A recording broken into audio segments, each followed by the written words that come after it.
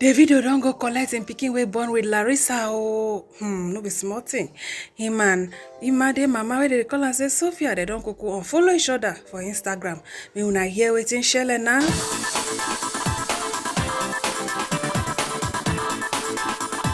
My correct people dem no be small thing oh. Davido and Sophia, they don unfollow each other oh. This their ship wey don dey sail with this at all no get valley bad pass. Maybe you go carry them reach the permanent site. As Chioma herself, I no even know whether anything still dey shele between she and Davido. She's just focused on herself, her career and all that. I hear say she don go into cooking school. They focus on her brands them where they sign her. So she just dey try to work on herself. She don't even go back to school. She no carry man matter for head according to the sources where we get information from. So my correct people dem una know as e be now, una know as the level be. After Imade birthday, Davido and Sophia, they became very close. Maybe they been on dey close before that time, but now for that Imade birthday, now we come to say like say there's something in winnie wana oh. Hey, if like say Sophia won't come take back her original spot yo. This one way Davido and Chioma then they get begin like this. Before you know, Davido don buy Range Rover for Imade. Imade dey drive Range Rover. If you ask me now, I go ask everybody say, bet tell us say na Sophia you buy am from. Tell us say na Sophia you buy am for. So if you be say buy for him pikin, I tell us say if you buy something for your pikin, never buy for the mama. Yes, now as well as you get pikin with person, you also need to think good about the person. But as far say firewood we don't catch fire, and everybody knows say firewood we don't catch fire, they had to catch fire again. So those things where the video they do, people feel say you get something where they for winnie wana or where they sweet pass wana winnie at all na bad pass. It be like say this way they don't knock each other again, and it be like say they take one move to the permanent side.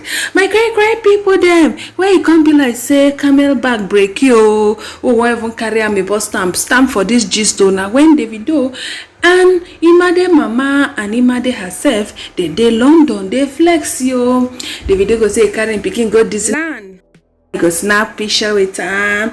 Everybody know now, but you and I know say even Sophia did there for the background. But now for main media no carry the thing for head. They could just video who they do then the video.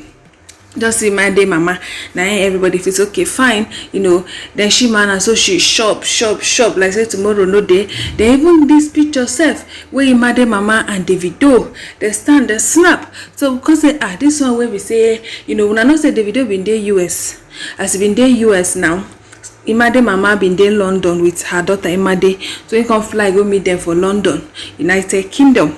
So for this summer holiday, they enjoy. So bless the enjoyment don't get careless as per say na Imade mama na person way they put emotions, and maybe she's expecting something out of it that she can't get, that she go get. I don't know, una know now. So Davido man no ready to give him baby mama so what they want. I'm sure say now waiting make him and Chioma self break up, and even Sophia man she would fit at all bad pass as supposed to settle down with the man who I love, and Davido is not ready for all of that now. So I don't know my great people then the main thing we make where Davido and Sophia follow each other. I don't know, but I get one video where we come out say Davido and one girl they dance for London. I don't know whether anything share. Let me feel saying a clip from a music video. My great people I don't know. But the level there be say they don't follow each other, or maybe they don't get issue. But which kind of issue now? Which kind of issue will make them unfollow each other? But we begin we wanna get unfollowing each other means be like go to hell. Now it be even Chioma where they say their matter with Davido don't shele. Both of them they no follow each other. They are still following each other. Please when pikin don't get involved. Haba. So my great people them. Bless it the mattress heavy. The mattress will go make them follow each other. Heavy well. Alright, so my great people them well Davido don't they look yo. You don't they look I wanna know say Davido love children. Oh, he love his children. So you don't they look yo to the number 4th baby mama. When they call and say Larissa London. Hey, and they became a carbon copy of Davido. Una know those kind of children where then they reject now. Now those ones they resemble their papa pass. Now say they be Well, according to blogger where they call and say Cutie Juice, he writes, say, ladies and gentlemen, your amebo headmistress present to you Mama Dawson Adeleke and Papa Dawson Adeleke. Legit source from London, UK confirms our superstar Davido to be the biological father of Larissa's son, Dawson. The source says the DNA test was conducted somewhere last month when Davido was in London. The results showed that Dawson is Davido's 100% biological son. Omo, e be like this October na makeup month o. September was too full of violence. Abeg, who dey follow Cutie go Omugwo for London? Shebi una dey remember say we had to put Omugwo on hold abi? Now the road is clear now. Oya, online in-laws, make una pack your bag so we dey go do Omugwo for London. E choke. My correct people then before una see me I bring any tori from blogger come put here. No say that blogger don't bring out many tori wey many people deny. Yeah, na lie. Later I can't turn out to be true. Now Cutie Juice now been bring out, tori say Chioma and Davido they no dey again, they don't break up. Bugo people say that at the end of the day how it can be.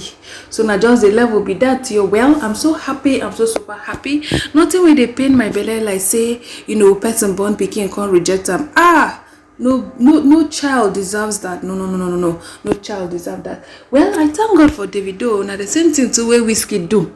After him rejects that in Pekin, him second baby mama. Later he can't turn back go carry the Pekin. And I see the Pekin resemble him. Like say in just vomit and like they hawk. Or if na photocopy, they just put her for photocopy machine, photocopy and back. My correct people then I saw those kind of children they be. If you reject, God go photocopy yourself for you. Say okay, make I see as you want to reject them.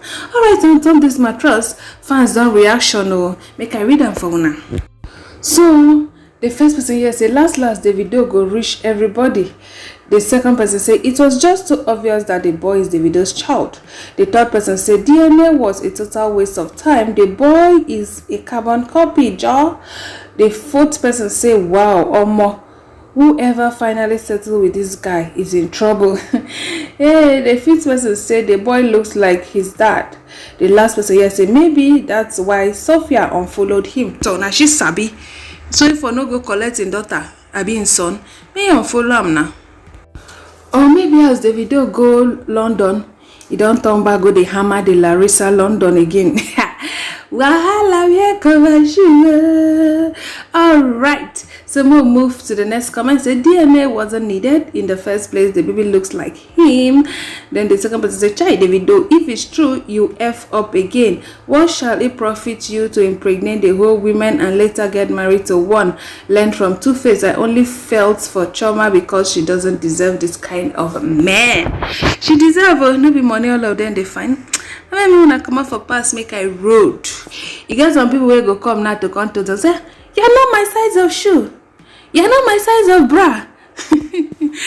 Alright, my correct people them. So the boy resembled Davido like say tomorrow no day. I wanna know now say Davido get strong blood. All his children they resemble him. See the boy and Chioma pikin.